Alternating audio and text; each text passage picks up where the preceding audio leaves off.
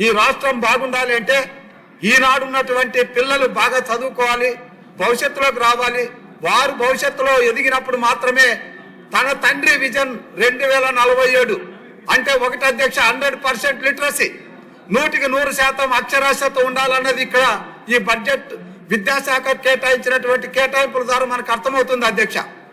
రెండవది అధ్యక్ష, ప్రతి ఇంటి నుంచి కూడా ఉద్యోగం ఉండాలంటే నాణ్యమైన విద్య ఇవ్వాలన్నటువంటి ఒక ఆలోచన కూడా ఇందులో కనబడుతుంది అధ్యక్ష.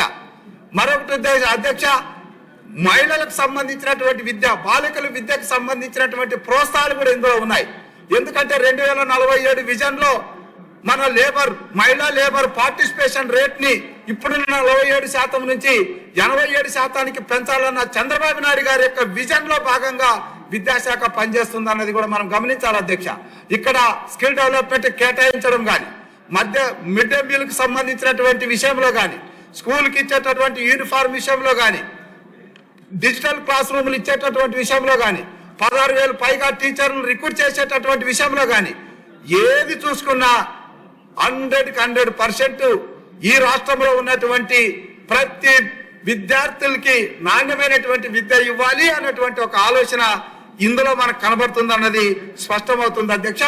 ఇకపోతే అధ్యక్ష, సంక్షేమం అధ్యక్ష, ఈ రాష్ట్రంలో ఉన్నటువంటి 50% పైగా ఉన్నటువంటి బీసీలు, దాదాపుగా 17 పైగా ఉన్నటువంటి ఎస్సీలు, 6 నుంచి 7% ఉన్నటువంటి ఎస్టీలు, ముఖ్యంగా 7% పైగా ఉన్నటువంటి మైనార్టీలు, వీళ్ళందరికీ కూడా ఇచ్చినటువంటి బడ్జెట్ చూస్తే అధ్యక్ష, గతంలో ఇచ్చినటువంటి బడ్జెట్ కన్నా 810 కోట్ల రూపాయలు అదనంగా ఇచ్చి ఈ బడ్జెట్ లో దాదాపుగా 91,527 కోట్లు అధ్యక్ష.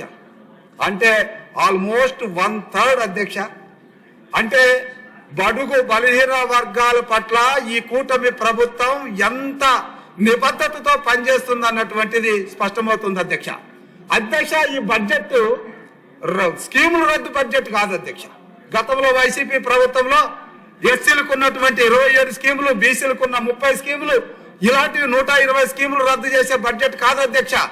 ఆ స్కీములన్నీ తూచా తప్పకుండా పాటించి వాటిని అమలు పరిచి అన్ని వర్గాల వారికి న్యాయం చేయాలనేటువంటి ఆలోచన ఉంది అధ్యక్ష ఈ బడ్జెట్ లో.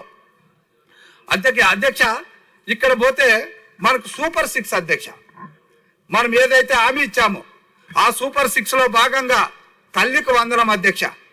తల్లికి వందనంలో గతంలో మాదిరిగా అమ్మఒడి అని చెప్పి మీరు ఎంతమంది పిల్లలు ఉంటే అంతమందికి బడి పంపండి, నేను మీకు ఇస్తానని చెప్పి చివరికి ఆయన అమ్మఒడి అంటే ఒకటే కదా ఒడి ఉంటుంది, మీరు ఎంతమంది పిల్లలు ఉంటే మాకేంటి, నేను ఒకటే ఇస్తానని చెప్పినటువంటి ఒక పెద్ద మనిషి మాట తప్పే విధానం కాదు అధ్యక్ష ఈ బడ్జెట్. ఎంతమంది పిల్లలున్నా అంతమంది పిల్లలకి 15,000 రూపాయల చొప్పున విద్యకు సంబంధించినటువంటి సహాయాన్ని అందించేటటువంటి పథకమే తల్లికి వందనం పథకం అధ్యక్ష. ఒక్క కుటుంబంలో 7 మంది పిల్లలుంటే 7 మందికి కూడా దాదాపుగా 1,05,000 రూపాయలు తల్లికి వందనంలో ఇచ్చినటువంటి స్కీమ్ అధ్యక్ష ఈ బడ్జెట్ లో ఉన్నటువంటిది అధ్యక్ష. ఇక్కడ మనం ఇంకొక విషయం తీసుకుంటే శ్రీశక్తి అధ్యక్ష. శ్రీశక్తి సంబంధించి గతంలో మాదిరిగా ఆర్టీసీ ఛార్జీలు 7 సార్లు పెంచడం కాదు అధ్యక్ష ఈ బడ్జెట్. ఇది ముఖ్యంగా మా మహిళలకు, మా ఆడపడుచులకి ఒక మొబిలిటీ ఇస్తే శ్రీ చైతన్యం ద్వారానే ఈ సమాజం అభివృద్ధి చెందుతుంది అన్నటువంటి ఒక ఆలోచనతో ఆనాడు డాక్టరాలు పెట్టినా, ఆ తర్వాత ఆయన ఆత్మాభిమానంతో ఆస్తిలో భాగం ఇచ్చిన తెలుగుదేశం పాలనలో ఒక భాగంగా ఈరోజు మన ఆడపడుచులకి మొబిలిటీ ఇస్తే వాళ్ళు అన్ని రంగాల్లో అభివృద్ధి చెందుతారన్నటువంటి ఆలోచనతో శ్రీశక్తి పథకాన్ని తీస్తే అధ్యక్ష 45,000 కోట్ల ప్రయాణాలు జరిగినాయి అధ్యక్ష. సారీ అధ్యక్ష, 4,045 కోట్ల ప్రయాణాలు జరిగాయి అధ్యక్ష.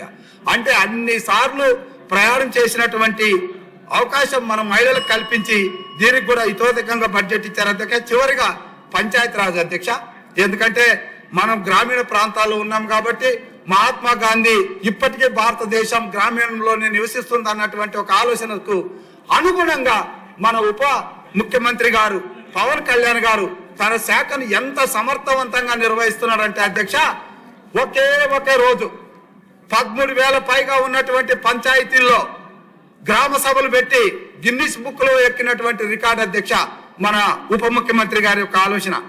అధ్యక్ష, గతంలో 12,000 కోట్ల రూపాయలు దారి మళ్లించి మన పంచాయతీరాజులను నిర్వీర్యం చేస్తే సంవత్సరానికి 3 సార్లు ఆర్థిక పరమైనటువంటి 15th ఫైనాన్స్ నిధులు ఇచ్చే విషయంలో కానీ, రేపు 16th ఫైనాన్స్ నిధులు కూడా మనకు ఆల్రెడీ 4,000 కోట్ల రూపాయలు పంచాయతీలకు ఇచ్చే విషయంలో కానీ, దాదాపుగా 4,000 కిలోమీటర్లు సిమెంట్ రోడ్లు వేసినటువంటి ఘనత కూడా మన ఉప ముఖ్యమంత్రి పవన్ కళ్యాణ్ గారి అధ్యక్ష.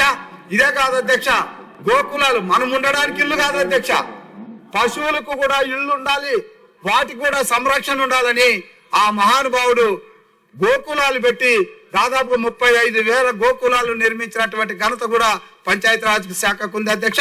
ఈ పంచాయతీరాజ్ శాఖలో మరి ముఖ్యంగా జల్ జీవన్ మిషన్ ని పునరుద్ధరణ చేసి ప్రతి ఇంటికి మంచినీళ్ళు ఇచ్చేటటువంటి విషయంలో త్రికరణ శుద్ధిగా ఈ బడ్జెట్ ఉందన్నటువంటిది తమరి ద్వారా తెలియజేసుకుంటూ అధ్యక్ష, ఇంకా చాలా ఉన్నాయి అధ్యక్ష, కానీ సమయం తక్కువగా ఉంది. ఒకటి మాత్రం చెప్పాలనుకున్నాను అధ్యక్ష.